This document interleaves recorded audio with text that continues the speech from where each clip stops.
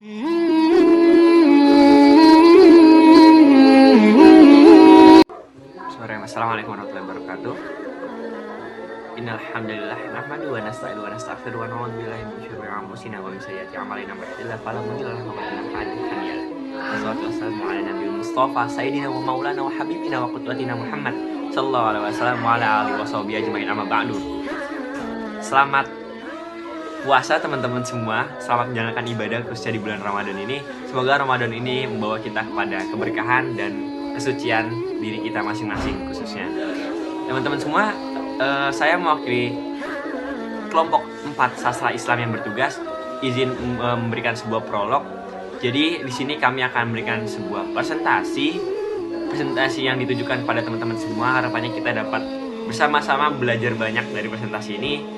Siapkan posisi terbaik untuk mendengar, siapkan posisi terbaik untuk belajar, karena sejatinya siapapun yang berbicara di sini kita akan tetap sama-sama belajar, baik yang berbicara maupun yang mendengarkan. Udah pada kepo? Check it out.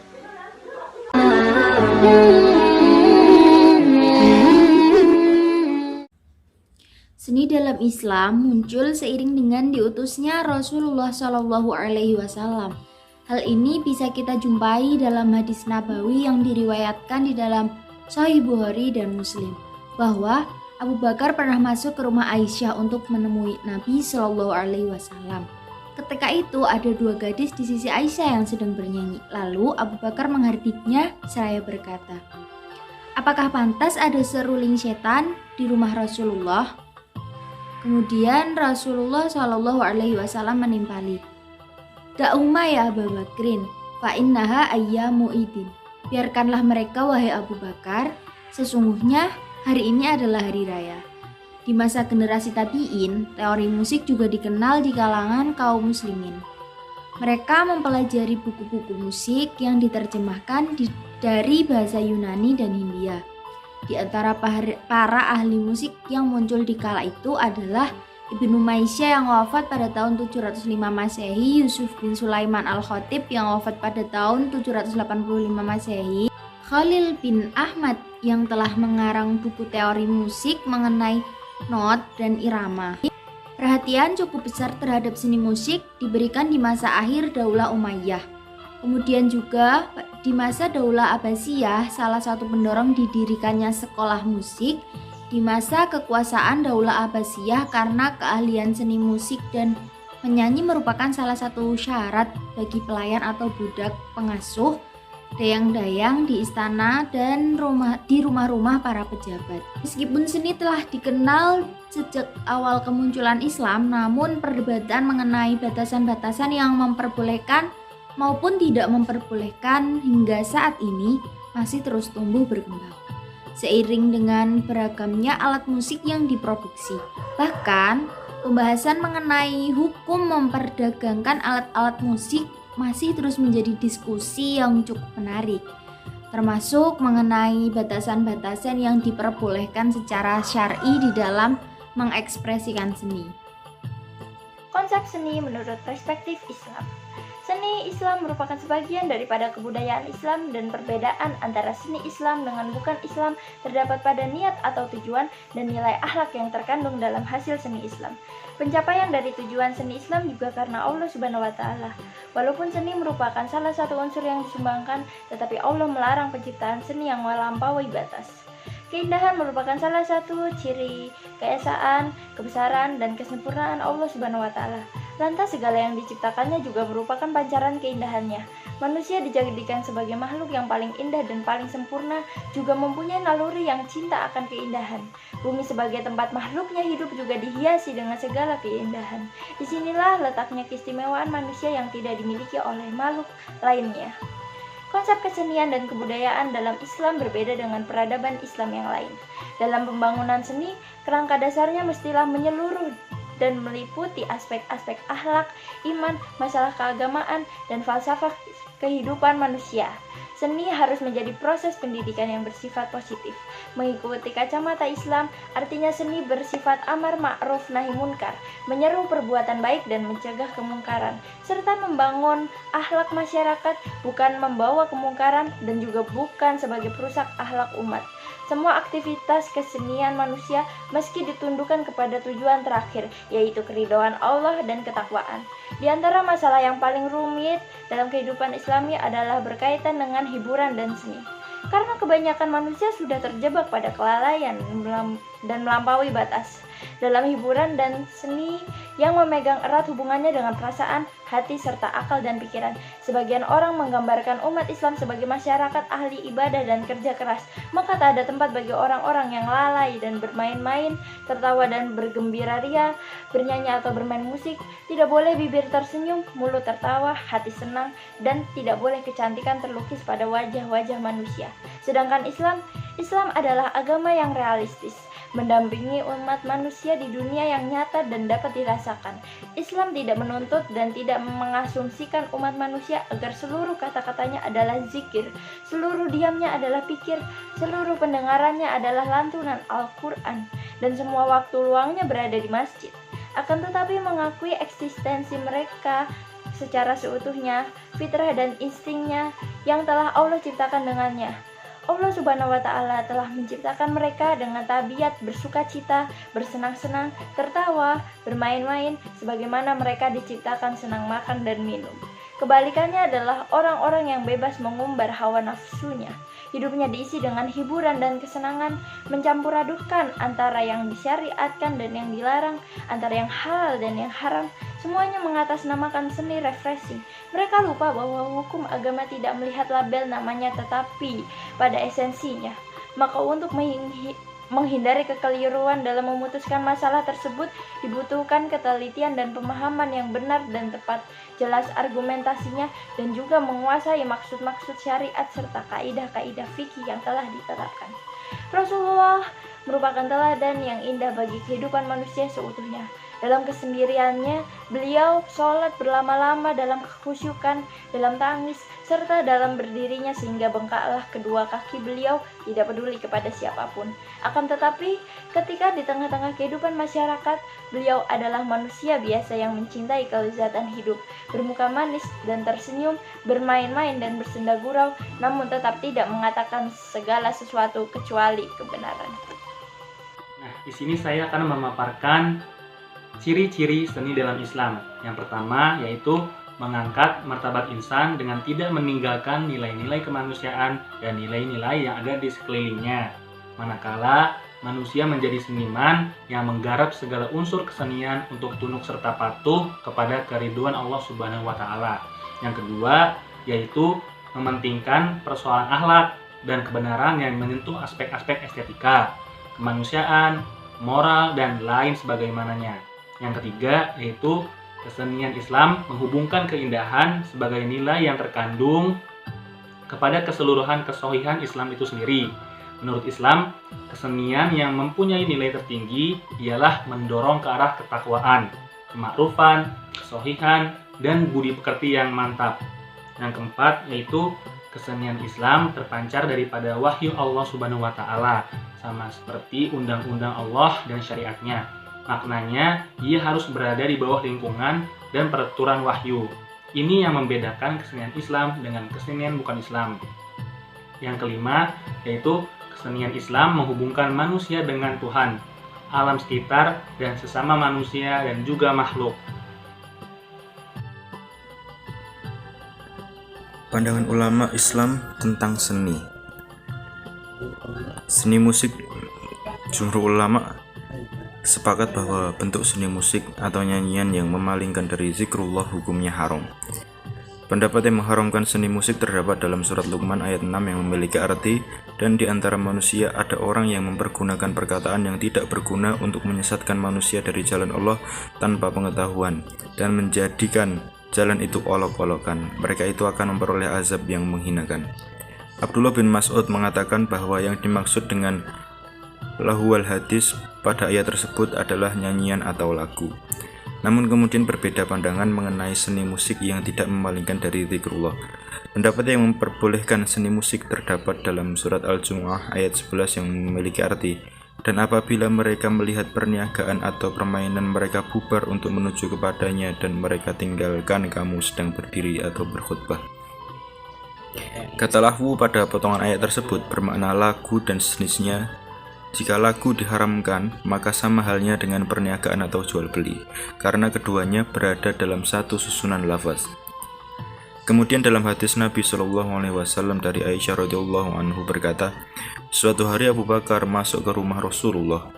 Di sana ada dua jariyah yang sedang bernyanyi dengan memainkan rebana. Mereka sudah terbiasa bernyanyi, sedangkan Rasulullah terhalang dengan tirainya. Abu Bakar melarang keduanya, sehingga Rasulullah SAW membuka tirai sambil berkata, biarkan mereka berdua, wahai Abu Bakar, karena masing-masing kaum memiliki hari raya, dan ini adalah hari raya kita.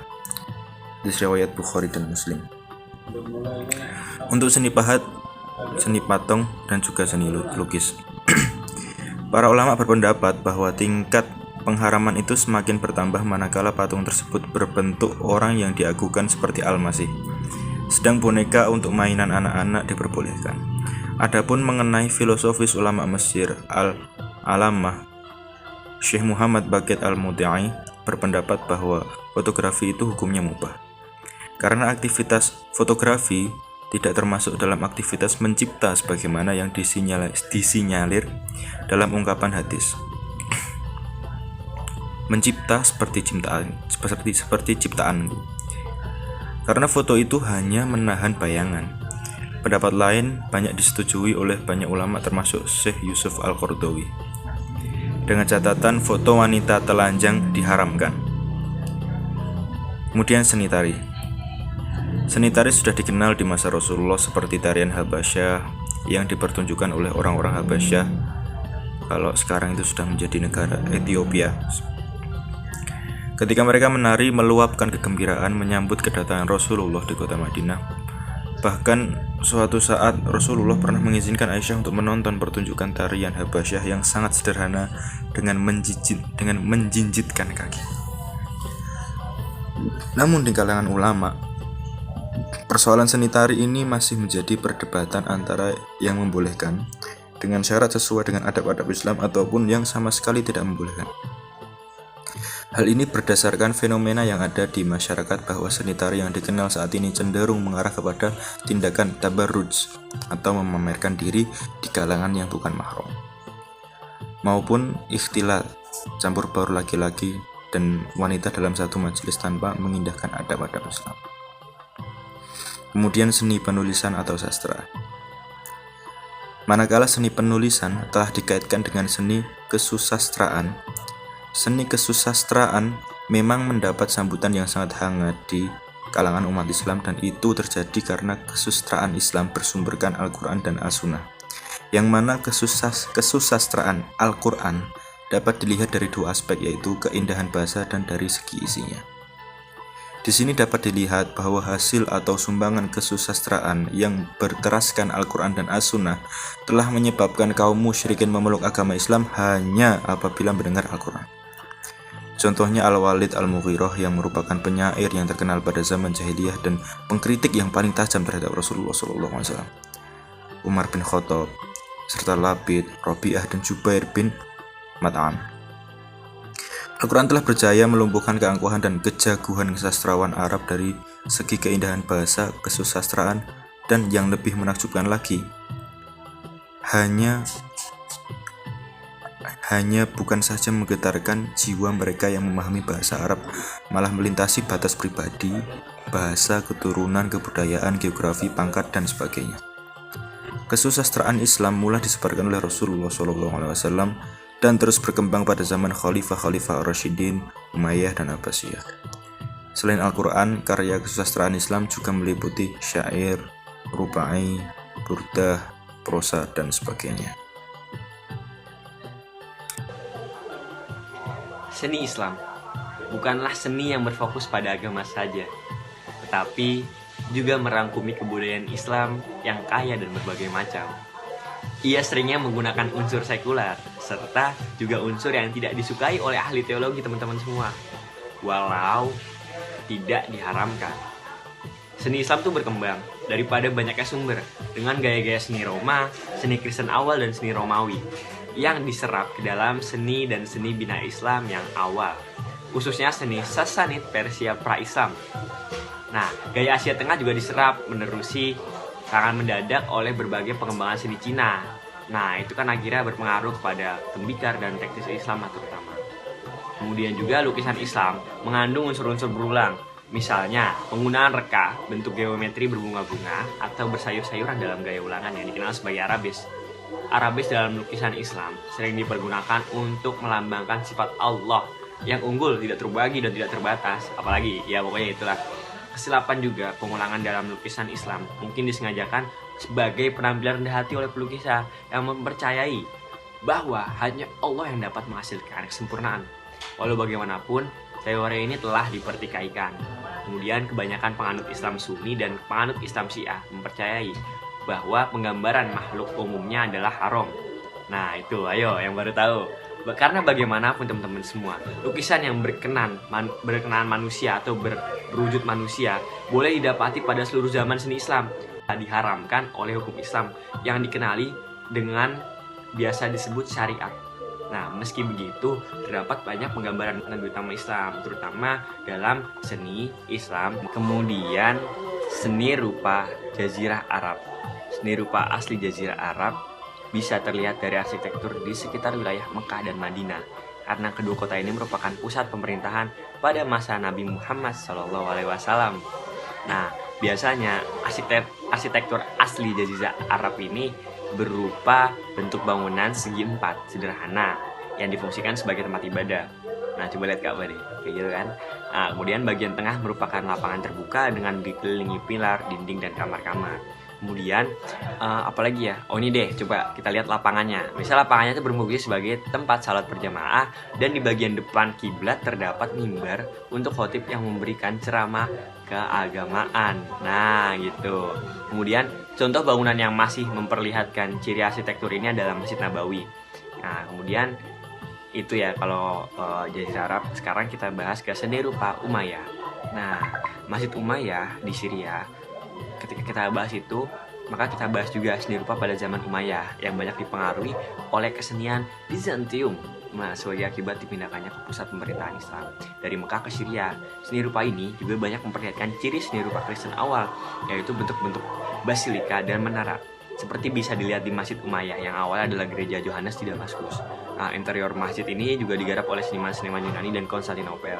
Kemudian juga pada masa ini, ragam hias mosaik dan stucco yang dipengaruhi oleh pengulangan geometri sebagai tanda ciri khas lapangan di tengah masjid mulai diganti oleh ruangan besar yang ditutup kubah. Kemudian juga pada masa ini kita kenal juga nama Khalifah yang sangat memperhatikan kelestarian masjid-masjid, yaitu Khalifah Abdul Malik, Khalifah Al-Walid, Khalifah Abdul Malik. Kemudian apalagi? Nah itu kubah batu juga yang kalau kita lihat ya, kubah batu karang dikenal pula dengan nama Masjid Kubur Es-Sakhra dan Masjid Umar. Kemudian sebagai pengingat tempat dinaikkannya Nabi Muhammad SAW ke langit pada peristiwa Isra Mi'raj. Nah, selain itu dibangun pula Masjid Al-Aqsa. Nah, kalau kita bahas dinasti Umayyah, mereka juga meninggalkan banyak istana yang memiliki ciri tersendiri, yaitu bangunan di tengah-tengah gurun pasir yang terasing. Walaupun kini banyak yang telah rusak, contohnya adalah Istana Qusair Amro. Kemudian kita bahas lagi seni rupa Abbasiyah. Perkembangan seni rupa periode ini dimulai sejak tahun 747 Masehi sebagai akibat keruntuhan dinasti Umayyah akibat revolusi oleh keluarga Abbasiyah. Nah, revolusinya sama siapa? Sama kelompok Syiah. Kemudian seni rupa ini terkonsentrasi di pusat pemerintahan baru daerah Baghdad, teman-teman semua. Nah, kemudian habis dari Baghdad pindah ke Samarra. Kemudian kita lihat lagi Persia. Sekarang yang kita lihat itu wilayah Iran dan Irak ya. Kalau dulu Persia. Nah, Persia ini walaupun sebenarnya Baghdad adalah pusat pemerintahan dan kebudayaan, namun penyerahan oleh bangsa Mongol membuat hampir seluruh peninggalan di daerah ini musnah, sehingga Bukit Karya lebih banyak ditempatkan. Ayo, ditempatkan oleh siapa? Tempatkan di mana? Tempatkan daerah-daerah sekitarnya gitu. Kemudian seni rupa pada zaman ini maju akibat dengan bangsa Syria. Nah, keren ya. Nah, akhirnya karena bangsa Syria yang pertama, ada juga nih yang ikutin bangsa Syria yang bikin perdagangan lancar, yaitu Tiongkok, India, dan bahkan Nusantara kita. Selain itu, dimulai banyak penerjemahan tulisan-tulisan kuno Yunani sehingga seni ilustrasi berkembang. Nah, peninggalan penting dari masa ini adalah Masjid Mutawakil, Masjid Abu Delif, dan bekas istana Khalifah. Kemudian, masjid pada zaman ini berciri mirip bangunan kuno Mesopotamia, yaitu menara yang semakin mengecil di bagian ujungnya tuh. Nah, dan motif hias abjad kufa, yaitu motif hias dari kaligrafi berbentuk tajam dan kaku. Selain itu, ditemukan bentuk tiang melengkung. Nah, kemudian pindahnya kekuasaan dari keluarga Abbasiyah ke Fatimiyah dan dipindahkannya ibu kota ke Mesir membuat pengaruh seni Afrika Utara menjadi kuat, teman-teman semua. Gitu. Oke, mungkin sekian dari kami kelompok 4 yang bertugas. Mohon maaf apabila ada salah kata, salah ucapan yang itu akhirnya membuat teman-teman sakit hati atau membuat informasi ini tidak tersampaikan dengan semestinya. Karena setiap manusia ada tempatnya salah. Maka dari itu, sebelum mengakhiri, apalagi sekarang momennya tepat, yaitu di bulan Ramadan, kami minta maaf sebesar-besarnya. Oke, dan terima kasih buat teman-teman semua yang telah menyaksikan ini sampai akhir. Sekian dari kelompok 4 Sastra Islam. Assalamualaikum warahmatullahi wabarakatuh.